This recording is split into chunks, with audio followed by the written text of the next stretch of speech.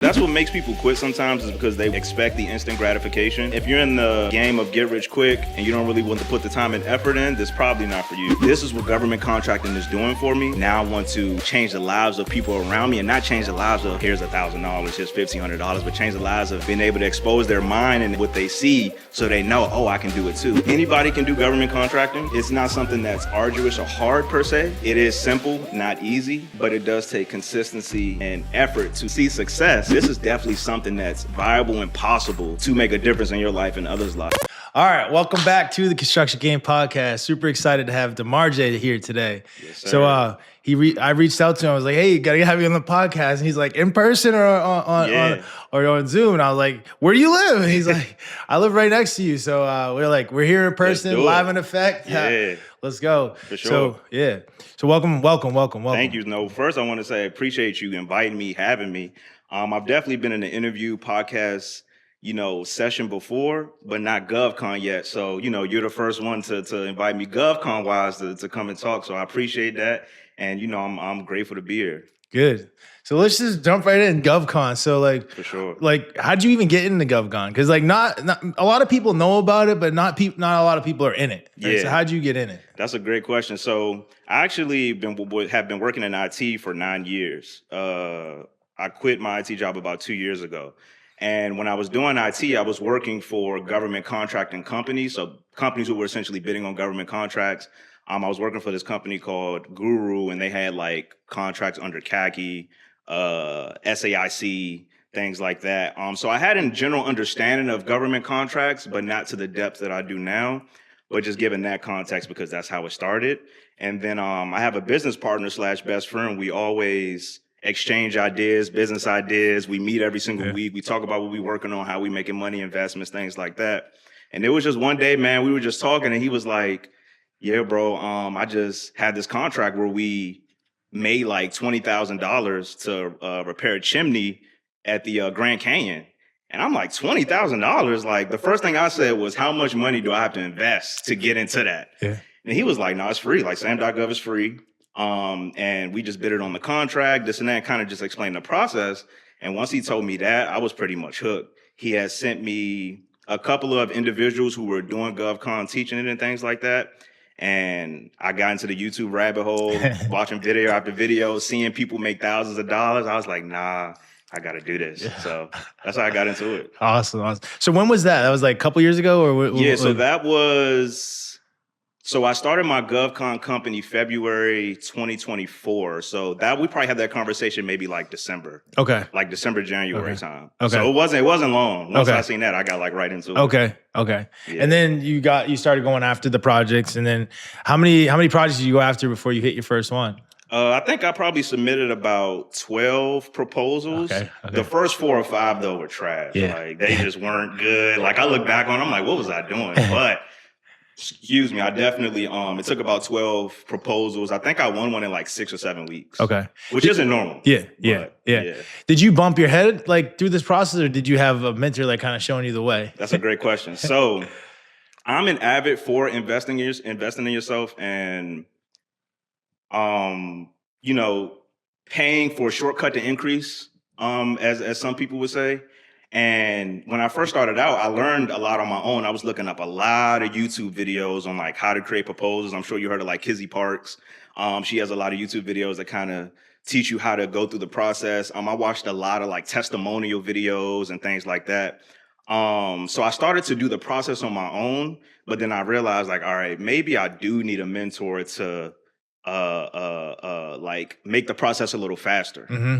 Mm-hmm. So I had reached out to this individual named Desmond Acha. He teaches government contracting and things like that. He had a YouTube. Reached out to him, got coordinated with him, and he essentially ended up being my government contractor mentor.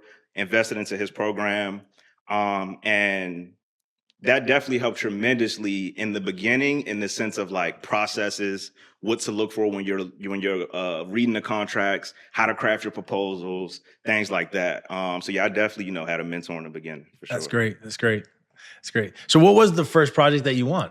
Yeah, it was what was the first project? A fitness repair contract. So it was essentially to repair fitness equipment. It was at Fort Drum, New York, and there was like 270 different pieces of fitness equipment, you know, treadmills, dumbbells, Smith machines, everything they you know, Stairmasters, everything. Yeah. And it's funny because the company that I ended up using it was actually like a solopreneur. So I was calling around trying to find subcontractors to do this, and a lot of the companies were telling me like, we really don't work on this type of equipment anymore, or we know a company who does, and I called that company and they're like, we're good. I ended up calling like the 30th company. And they were like, yeah, we can't do this, but you know, I know this guy, John, he used to work for our company. He's still doing his own thing. Maybe he can help you.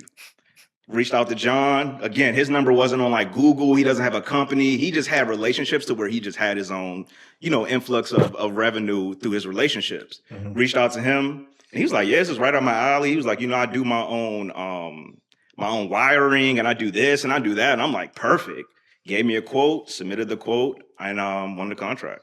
That's awesome. That's awesome. Yeah, those are what I call the secret weapons, right? Like I love finding those people. And that's exactly how I find them too. Yeah. Right? You call like one person and they're like, no, but instead of like saying, okay, thank you, bye-bye. Exactly. I'm like, well, do you know anybody who could help me? Exactly. Right? So I'm going like you went to Fort Drum, New York. Yeah. Like, are you from there? No, so I'm not from Fort Drum, New York. And that's one of the things that I emphasize is with the way that I approach government contracting. I know there are different approaches, but I more so go from the general contractor kind of, you know, perspective. Yeah. So I'm actually not going on site to any of the contracts I've won. Yeah. Maybe like 2. I've won, I think, almost 40 now, and I might have gone on site for like 2. But you secret hacked it, right? Yeah. You went up to Fort Drum, New York, a place that you're not from. Yeah. You don't know anybody there, but you found the secret, the diamond in the rough, the guy that can go get the job done, the guy that can help you make money. Right? For sure. The guy who can help you make money. And you would have, like, he's not on Google. He's not on like a big website. He doesn't have like a big following or anything. For sure. But he's out there and he can help you make money. Definitely. Well, you got to find him. And you did that process. That's really cool to see. For sure. Here it works. It works. It just works. No, it does. It does. And that's the beauty of it, is that like, I think that's one of the things that I've learned within government contracting is the output, and not even in the sense of output in just bids, but output in everything, right? I had to call 30-something companies just to get to that one. Yeah. And even the 30-something company wasn't a company I used, but they gave me a referral, to use that company. So, yeah, we call that the 10X rule around here. For sure. I like that. If we want 3 bids, at the end of the day, we got to take 3 times 10, 30 people, right? Yep. And then like, okay, of those 30, like, maybe one of them gives you a bid or 2 of them give you a bid, but it really takes that amount of effort to go out there in the marketplace and win. Exactly. You know, you're not going to just call one person and they're your person. Like, maybe like across over a 10 years period of time, you might get lucky like that once, but that's not going to be like the right off the jump type and I of think scenario. that's what makes people quit sometimes, is because they expect the instant gratification. And I always tell potential client of mine that like, if you're in the game of get rich quick, and you don't really want to put the time and effort in, this is probably not for you. Yeah. So. Yeah. That's 100%. But get rich for sure. Like, you hit your. You can get rich, but it's not get rich in 3 months. That's not the game. Yeah. For sure. So what would you say? How long does it take you to like really start getting rolling with this thing? I would say. So when I started the company in February 2024, I was still working one of my IT jobs. I was a network engineer. And August had rolled around, and there was some stipulations with the job that kind of put me in a position to decide, like, all right, do I want to keep this job or take my business full time, basically? And I decided to take my business on full time, and that was August of 2024. So about 6 or 7 months in between that time. And I would say that's about around the time where I really started to lock in, because there was no other choice.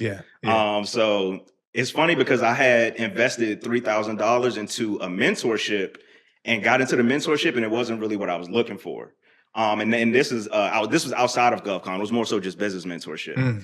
And it wasn't what I was looking for. And they ended up giving me a refund. And I was like, okay, well, I spent it on mentorship. Maybe I can just spend it, maybe like hiring somebody to help me do this. And use that same $3,000, ended up deciding to hire somebody to do calling for me.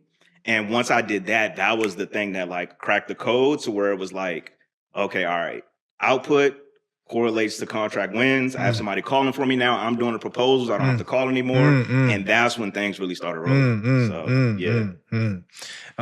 So you're saying like 6 to 8 months for really getting rock and rolling with it? Yeah, for sure. And even between that 6 to 8 months, between February and August, I might have won like 3 contracts. Total, 3 or 4. Are they big? Like what size contracts are we talking about? Yeah. So I would say in the beginning, probably like smaller contracts in like that 10K to 30, 40K range. Okay. Excuse me. And I actually just had a contract today that was renewed for another option year, and that was my second contract that I've ever won. It was for elevator maintenance, and that contract over the 5 years is like I think like 200K or something like that. But yeah, definitely, it's definitely like that 10 to 30K range. Elevators, elevator maintenance, man. Those guys never touched the elevator in my life. Yeah, that's crazy. I like elevator people are pretty boys to me. Like they always got something going on. Definitely, but at least you got a contract getting paid for it. For sure. That's cool. Definitely, that's cool.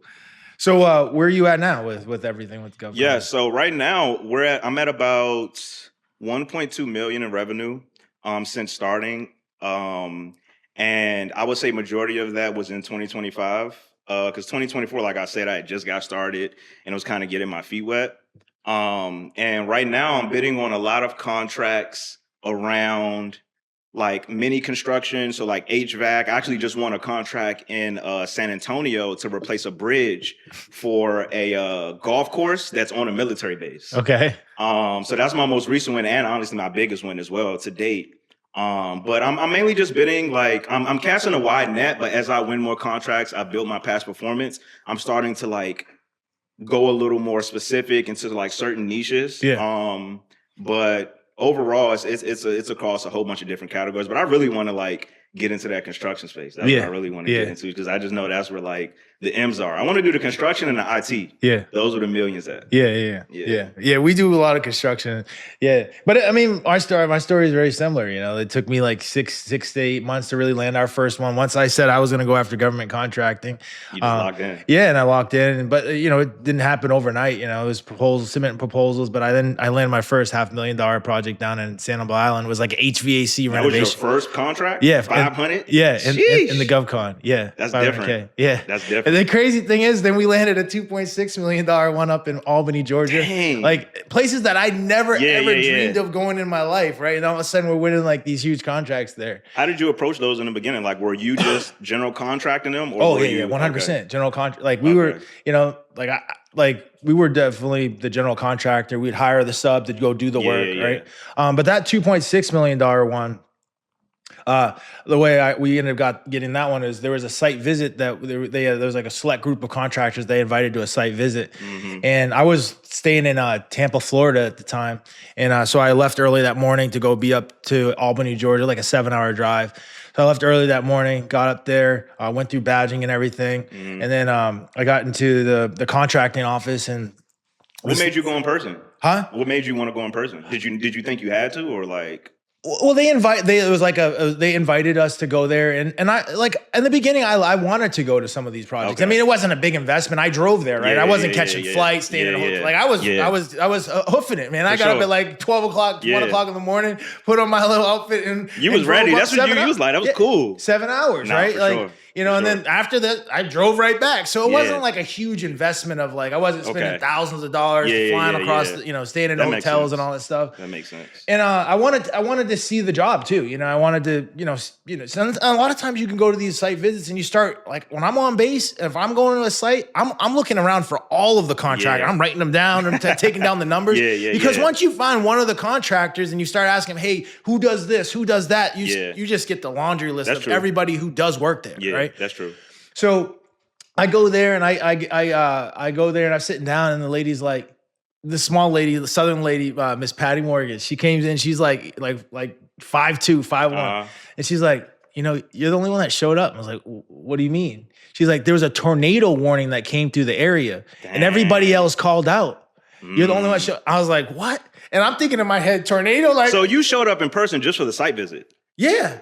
Yeah. So you went in there knowing there was no guarantee to win? Oh, of course. And how long was the drive? 7 hours. One way. Dang, no, you was determined. Yeah. Sheesh. Yeah. So we get there, and the next thing you know, like that was that $2.6 million award. Like talking about tornado warnings and all this stuff. You was like, man, forget that. I'm pulling up. I mean, at the time too, I was $500,000 in the hole from other past failures. And that was prior to getting into government contracting. But government contracting helped me pay back all of that. Right. And so, by going there and being there and getting that site visit and meeting the subcontractors that I ended up eventually utilizing for that project, and then that was 2.6, and then we landed a $500,000 job up here in DC. So like we were spreading out like you are, right? Like we were going like wherever the contracts were, we were finding people to help us get them done. For sure. No, that's dope, man. It's actually interesting to see that like that was your approach from the beginning. But I think it's also crazy to me that you decided for your very first contract, man, I'm going to just go to the site visit in person. I don't know if I would have did that with the rest, but honestly, it worked out. Everything happens for a reason. But no, that's definitely dope to hear. What do you feel like is the biggest difference between like your $300,000 contract versus your $2.6 million contract? There is no difference. And that's why I keep elevating. Like, that's why I even told my team earlier this year, hey, we're a company that this year we get a lot of like $1 to $2 to $3 to $4 million projects. We got to stop doing that because those are tripping us up from going after the $10 to the $20 million projects. I called my shot at the beginning of the year on a team call. We have them every day, 9:30. I called it. I said it, right?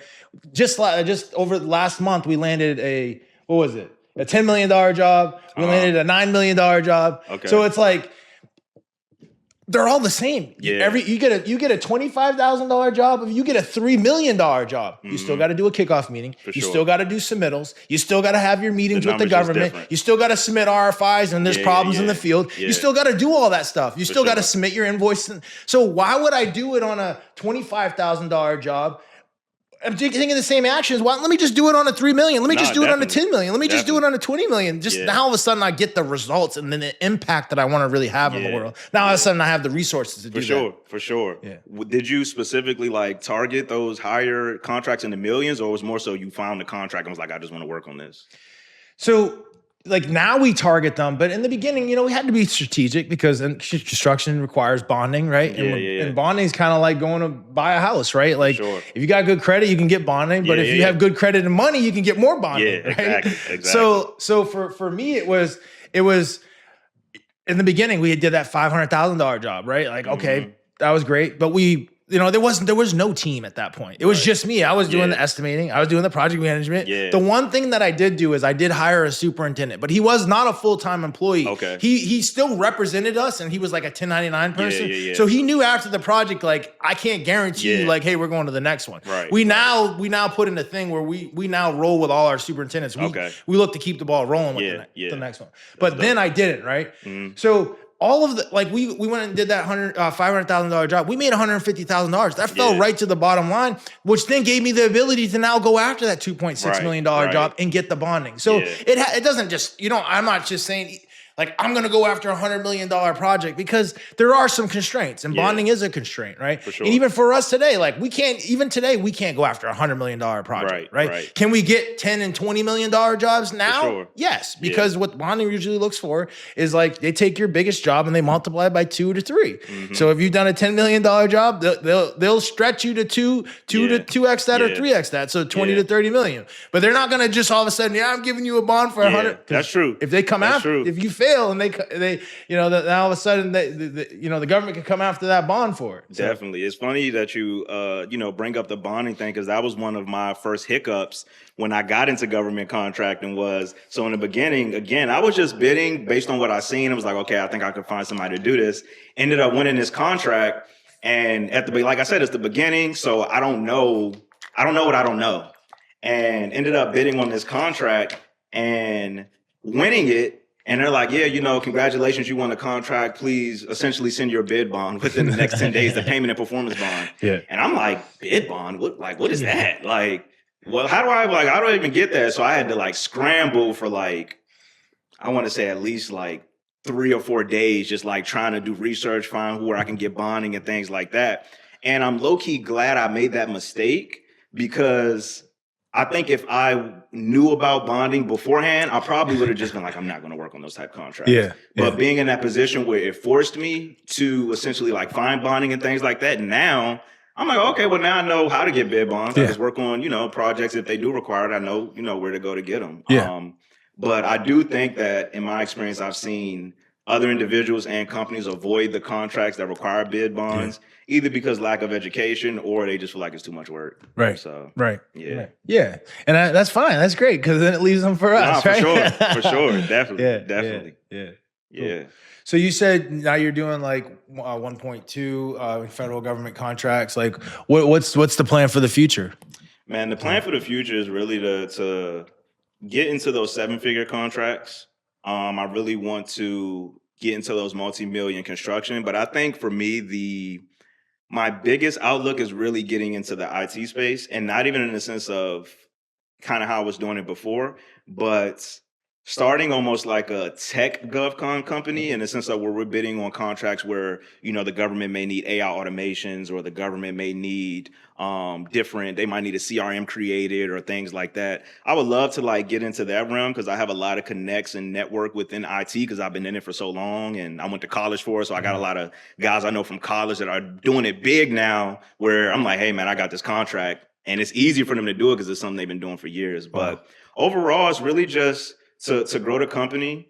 Like I said, get to those 7-figure contracts and really just make a difference, in my life as well as, others around me. So. Yeah, that's awesome. That's awesome. And when you say make a difference, what do you mean by that? Great question. Make a difference in the sense of exposing them to things that they might have not had the chance to be exposed to, whether that's, a vacation, whether that's meeting a certain somebody, whether that's being in this particular room, going to a particular country, or, whatever that looks like. It's really just honing in on making my family and people around me feel seen in any way that they can, or any way that they like to be seen, and not just, hey, let me give you some money. It's more so like, this is what government contracting is doing for me. Now I want to change the lives of people around me, and not change the lives of here's $1,000, here's $1,500, but change the lives of being able to expose their mind and what they see, so they know, oh, I can do it too. Oh, you can do this. Oh, there's lounges before you get on the plane, and just different things like that. Because I think one of the biggest things that helps with mindset shift is exposure. Because a lot of the things that I've been exposed to growing up helped my reference points and how I wanted to attack entrepreneurship. Like all I've seen is entrepreneurship my entire life. My mom is an entrepreneur. My dad is also an entrepreneur. He's a musician, plays in a go-go band. So like all I've seen is people working for themselves.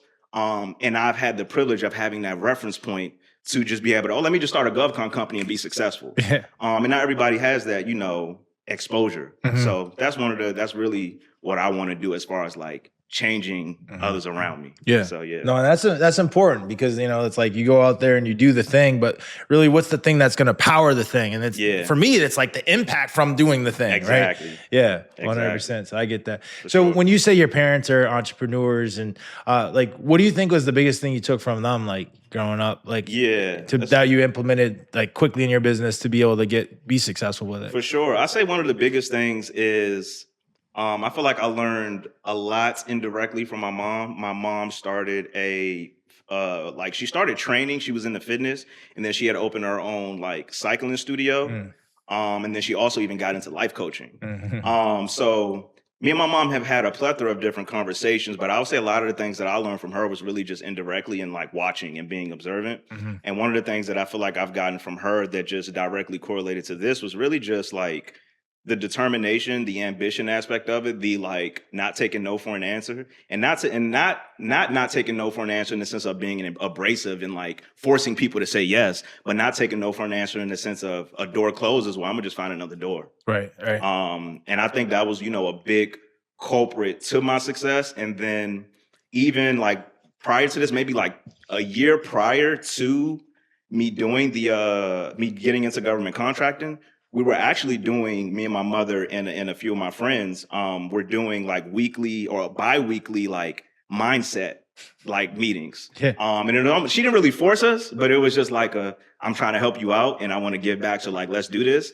And at the time, it was just routine.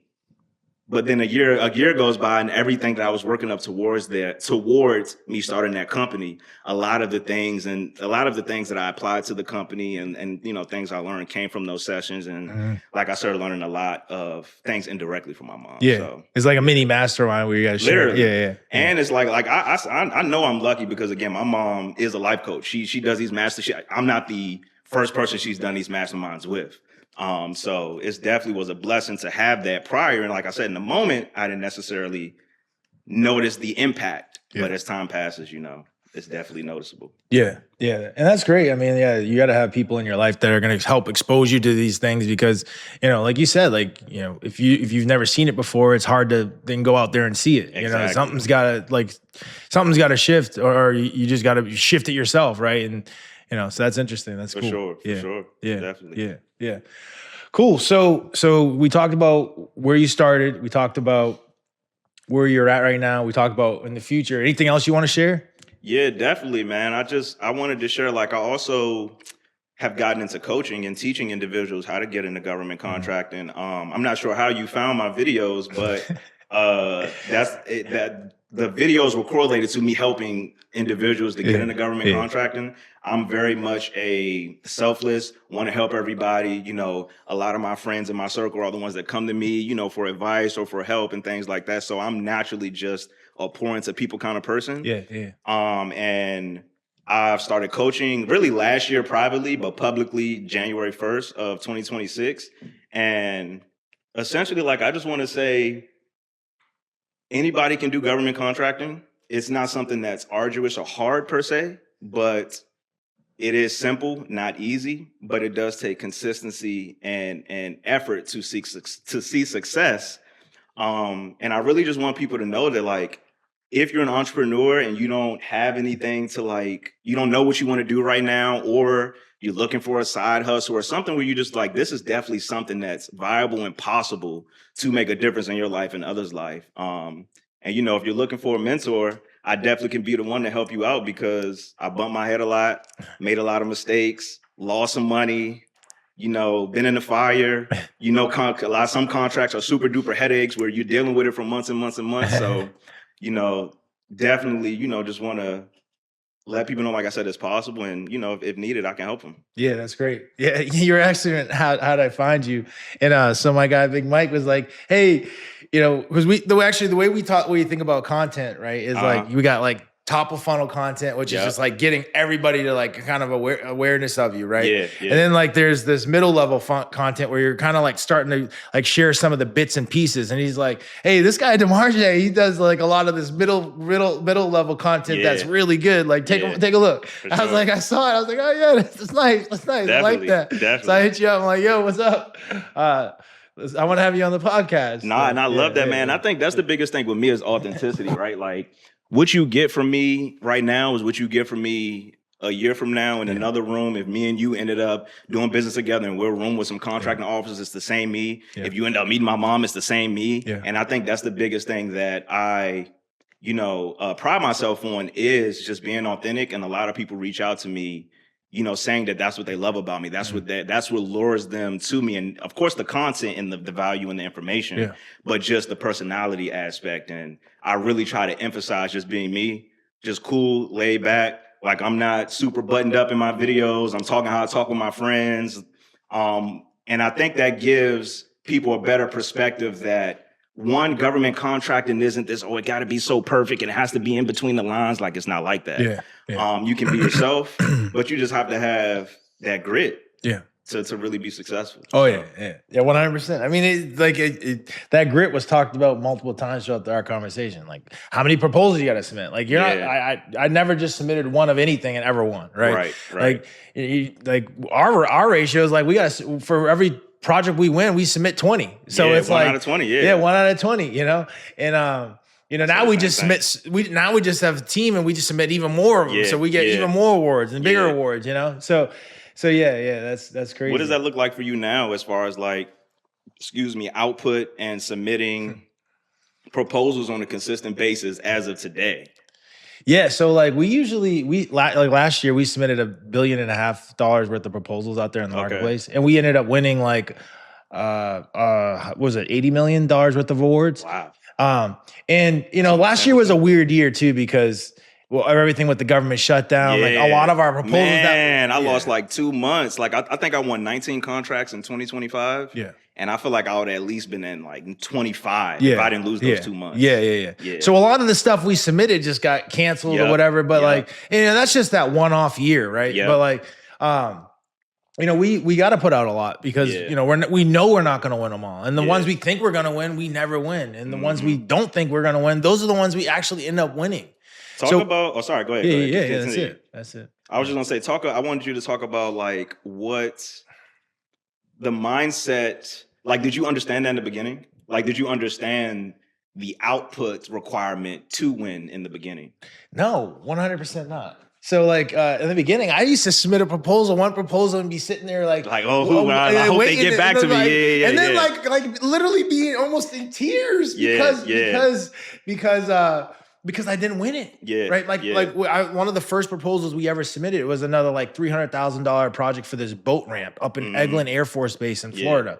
We submitted that thing. I thought I was going to win it. I should have won it. I was the low bidder by $5,000 on a $300,000. Was it by value? Yeah, but they didn't select me because they said I didn't have the past performance. They didn't say I was technically qualified. Okay. So I was basically in tears. I was like, man, this is going to be the one. And I was in trouble at the time. Like I was $500,000 in the hole. And this wasn't like student loan debt where they're like, oh, I want to defer this for like that real debt. This was like real. Like I owe Caterpillar money. Yeah, like, for sure. Like the people that dig the big excavators and ditches. Like they were like pressing lawsuits. I had a personal guarantee on the thing. I was like, oh my goodness. So like I was in trouble, and then like I was like, because I was in trouble though, it focused me, right? It really kept me focused. Right. Like the real estate stuff I was in, stop. I just put that on pause. Family drama, pause. Friend drama, lock in. Like I just was just like super focused, focused, right?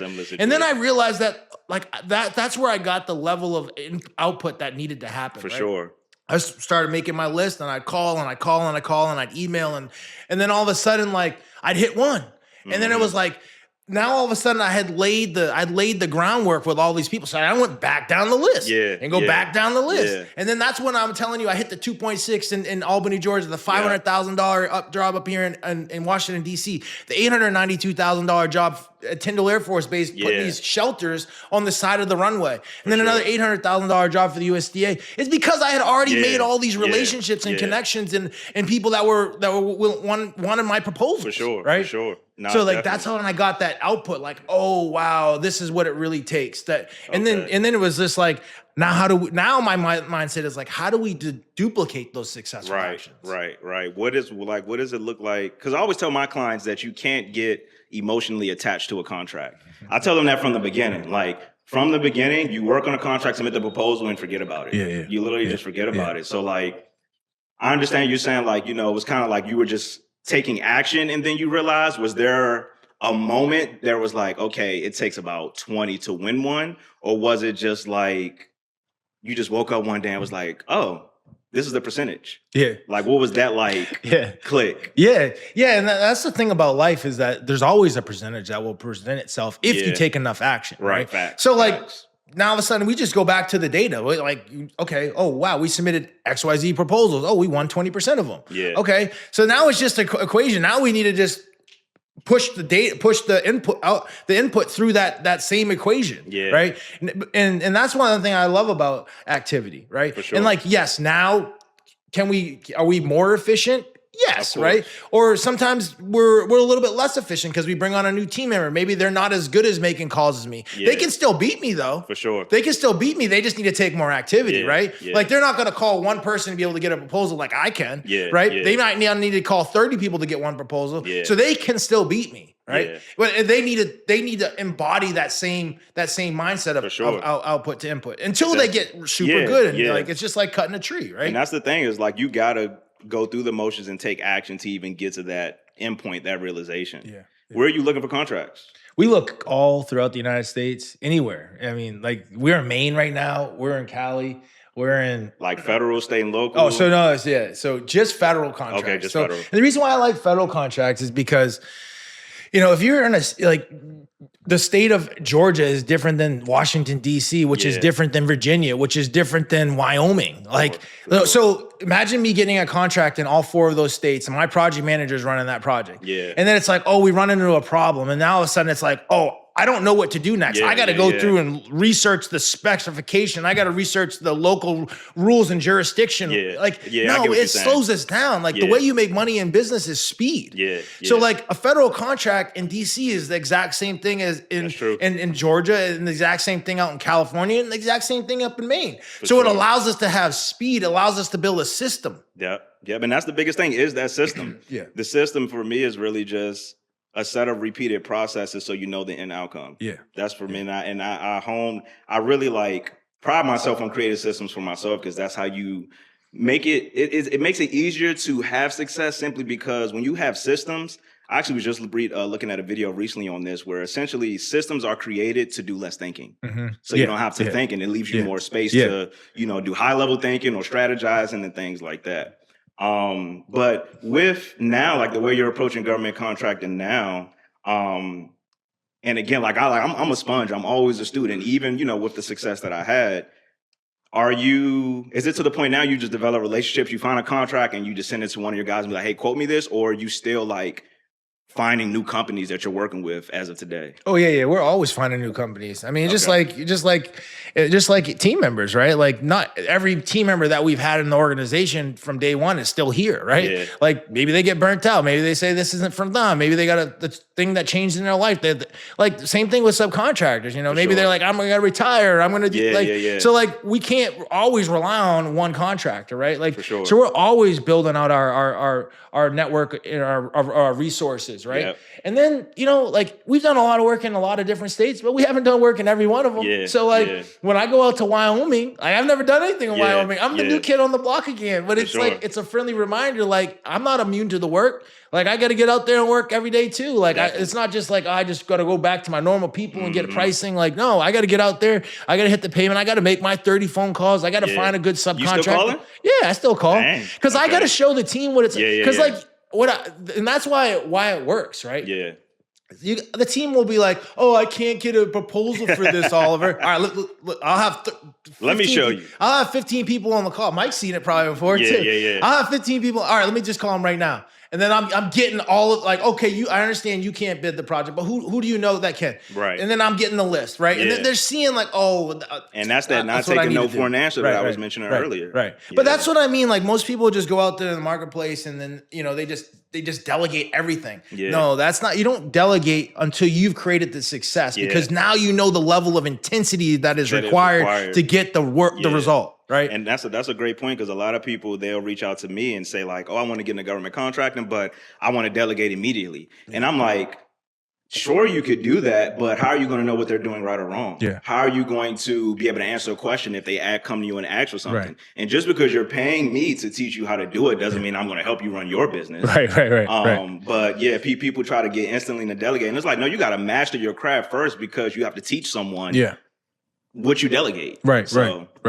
Yeah. So who is your ideal audience on the mentorship side? That's an amazing question.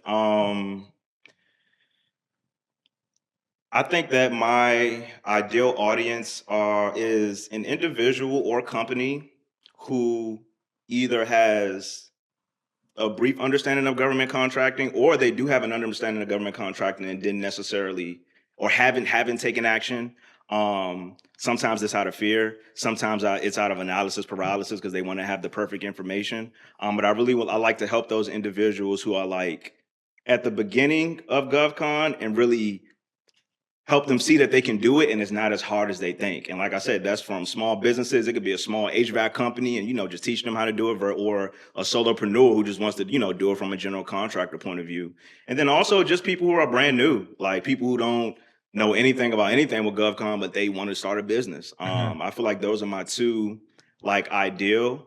I'm still new. Like, it's only been 6 months now that I've been, making content and things like that. So I'm sure that's going to evolve as time passes and I get more clients and I have more feedback and data to find those percentages like we were talking about earlier. But right now, those are probably like my ideal clients that I'm looking for, and people I want to see my content. That's great. That's great. Yeah. And again, the people that are successful are the ones that take action on this stuff. The information is one thing, but one thing for me is like I had a mentor in this thing. He wasn't like a a life coach or any of that stuff.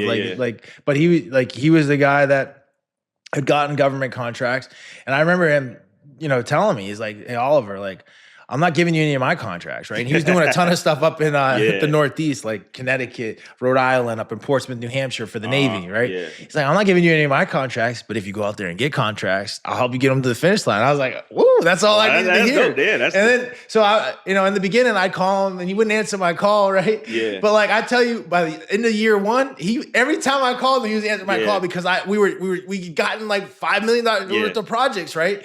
And like, all this money, and like I was the project manager, I was estimating, I was like, so we didn't have like a huge team, like all the money was falling to the bottom line, so we were splitting it up. So like I got his attention, right? And then we kept doing it, right? And but now it was just like, I can't just I can't be the one that does everything, right? I need to now duplicate the successful actions that I know work now through the rest of the team. And then now we have like 70 team members that do this stuff for us. 70 team members. When did you start? We started, so I got our first government contract 2013. Okay. Yeah, so we've been doing it for 13 years. Yeah, 13 years. Dang, how did you find out about it? So 2013, I feel like that was like before it was just easy to just, let me just search on Google and it just pops up. Yeah. So it was really, I mean, like the stuff that's out there now is like night and day from what, like when I got out there, it was like, there was nothing. It was literally nobody was talking about government contracting or anything, right? For sure. But I was a subcontractor and we were doing like some like pipe work for like these big like Department of Transportation companies down in Florida, right? So I was doing all the underground piping for them. So I knew that they were getting the government contract, and I was like, man, we were on this huge project, like $150 million project, and basically connecting Orlando to Tampa, the I-4 connector. And I was like, we were getting beat up so bad. I mean, this is why I was half the hole, right? We were getting beat up so bad. Like every month we'd go out there and kill ourselves. We had manpower, fuel, labor. Guys are traveling out of town. We were paying hotels, equipment rentals, tens and thousands of dollars a month. And then at the end of the month, every month we'd be like, hey, we want to get paid. Like, and then there was always a reason or excuse for why we couldn't get paid. And then and I'm just sitting out there on this project and I'm looking around. On one side, like we have half of the highway, and then on the other side, all the cars are flying by. And I'm like, man, somebody is getting paid here. Somebody's making money here. Getting that money. But it is just not us, man. It's not us. And I was like, man, I want to work directly for the client. That was my big thing in the beginning. I want to touch the money first, right? Because if I knew if I could touch the money first, that I could control my own destiny. Right now, you don't know when the drip is coming to you. Like you can't control your destiny. You can't. Like, and that's why. And at the same time, the level of respect that I got there, I needed to go through that, right? Because now I respect my subcontractor. When I get a check, boom, I'm check right out the door, right? And then what does that mean? They want to work for me again. They love working for me, especially when you pay them fast. They love working for me. I can't tell you how many subs love working for me, right? Why? For no other reason but we're good to work with and we pay quickly. For sure. Because like you can't, it's so hard to build a business when the cash is unpredictable. Right? And that's the biggest thing I try to like emphasize too with working with subcontractors is making sure they're happy, because developing relationships is one of the biggest things.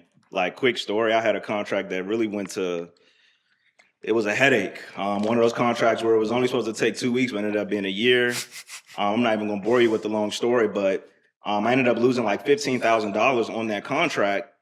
But the subcontractor that I partnered with, we ended up I found him working on that contract. I lost money, but then afterwards, he like, hey man, like we can partner. Like, I really don't like doing the proposals. I actually am kind of tapped out on my bonding. Like, we can have a partnership now, and like I just send you some contracts I'm already working on myself, because he was in the GovCon as well.